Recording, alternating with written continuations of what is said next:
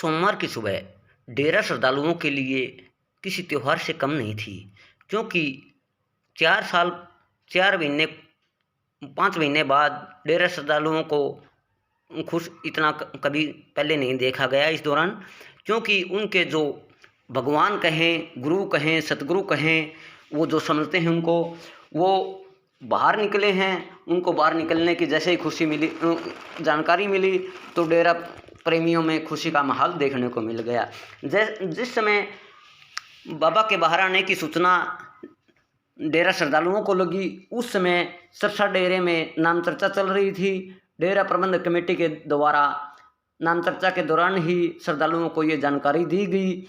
उसी दौरान डेरे से 10 गाड़ियों का काफिला, जिसमें एक काले रंग की फॉर्च्यूनर गाड़ी पंजाब नंबरों की, सरसा डेरे से रोहतक सुनारियां के लिए रवाना होगी, जिसमें डेरा प्रमुख की माता नसीब कौर, उनके परिवार के अन्य सदस्य, डेरा प्रबंधक कमेटी के सदस्य, सेवादार भी इस काफिले में साथ गए।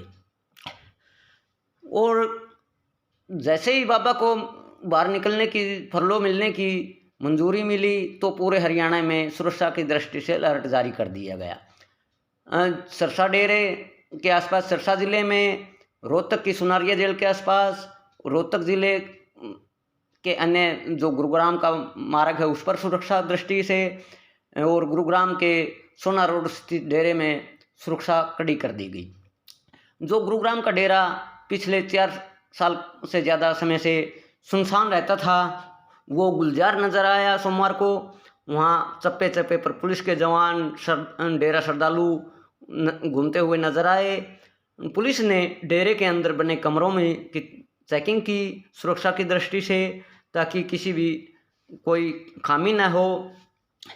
और करीब 3:20 के बाद बाबा का काफिला रोहतक की सुनारिया जेल से बाहर निकला।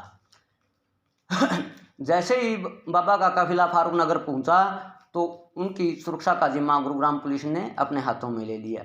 उनकी सुरक्षा में तैनात एएसपी, डीएसपी, इंस्पेक्टर लेवल के अधिकारियों को तैनात किया गया था। और जैसे ही बाबा का काफिला सोना रोड स्थित आश्रम में पहुंचा, तो 2 गाड़ियों को अंदर प्रवेश करवाने के बाद डेरे के गेट को बंद कर दिया गया। उन गाड़ियों में बताया जा रहा है कि डेरा प्रमुख और उनकी माता, उनके परिवार के अन्य सदस्य, डेरे के प्रमुख सेवादार, जिनमें प्रबंधक कमेटी के सदस्य शामिल थे। यह भी जा रहा है कि उसमें हनीप्रीत भी साथ में थी, जो कि बाबा के साथ ही डेरे के अंदर गई है। हाँ, ये देखना जरूर होगा कि बाबा अब सरसा जाते हैं या नहीं जाते।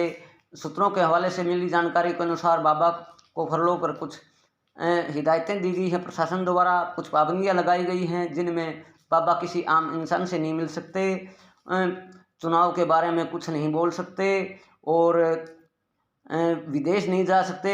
हालांकि उनका पासपोर्ट पहले ही प्रशासन के पास जब्त है।